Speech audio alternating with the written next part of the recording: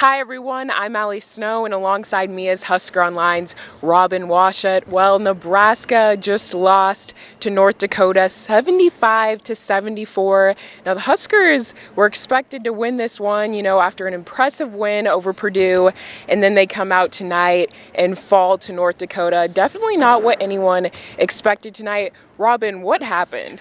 Yeah, this was kind of all of Fred Hoiberg's biggest fears confirmed in this, where they had a week off after a really impressive weekend, taking Indiana overtime, beating Purdue, playing their best basketball of the season in a 48-hour stretch. Then they had a week off, and not only did they have a week off, they had finals week, and a lot of just kind of off-the-court distractions that maybe got them out of that mojo a little bit that they had in those two games, and you saw it from the start.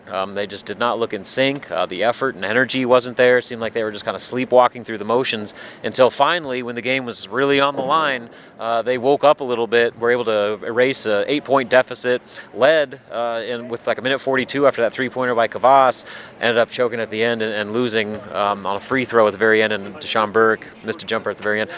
But really, it was a deal where they turned it on far too late. If they would have played with that effort that they did for the final 7 minutes, they win this game going away. They were 10-point favorites going in for a reason, and the players said it after the game. They should have won. This was a team they should have beaten if they would have played anywhere remotely close to the level they did against Indiana or against Purdue, and done so for far longer than they did tonight. So disappointing on all accounts. The players were visibly upset. Fred Hoiberg was baffled as to how this happened, because he even said during the week, despite all the other stuff going on with finals and whatnot, this team actually practiced pretty well, and they had some good energy in practice, seemed focused and dialed in, ready to go. They even had a really good shoot around earlier today, and then for whatever reason the ball gets tipped off and they revert back to their old bad habits and end up biting them once again.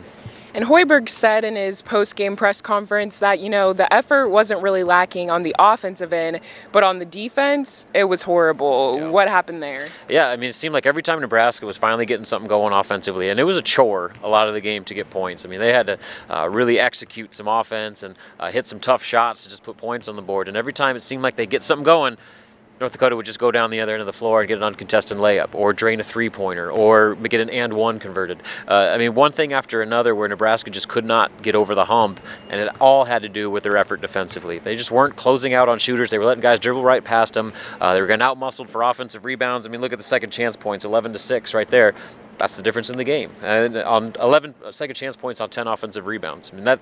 You're not going to win that way, especially against a North Dakota team who's not a huge team. They don't have a dominating front court, not even close to what you just saw against Purdue when you held your own on the boards far better than you did tonight. And so, I think you just look at just the mental errors that they made just with effort on defense. And that's probably the most concerning part, because that's the one thing you can control. You can't always control whether the ball's going to go in or not, or, if you're going to get the calls offensively. But what you can do is fight, energy, intensity defensively, and make life hard for the opponent on the other end. They did not do that nearly well enough tonight. Well, Nebraska will get a little break, Christmas break, but then they come back next Sunday and face off against Texas A&M CC.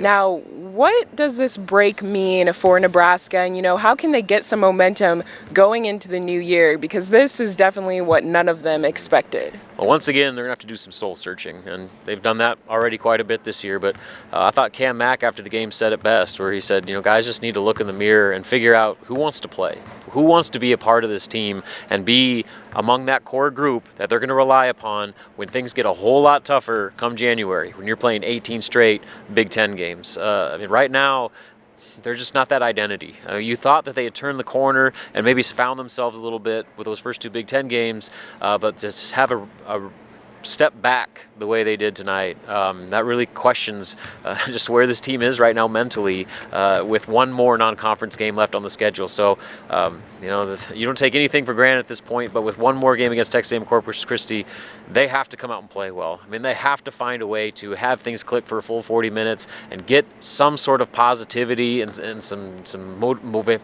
momentum going into Big Ten play, because, like we've said time and again, their there are no nights off in league play. And if you come out and play with that type of effort that they showed tonight, they're going to get whipped, and they're going to get whipped a lot. So it's on them. It's on the players. I mean, the coaches can only do so much, trying to drill it. It comes up to these guys stepping up, taking accountability, putting their foot down and showing some leadership and taking charge of each other to make this thing as good as it possibly could be from here on out. And like I said, they got a lot of work to do based off just how far back they were set with their effort tonight.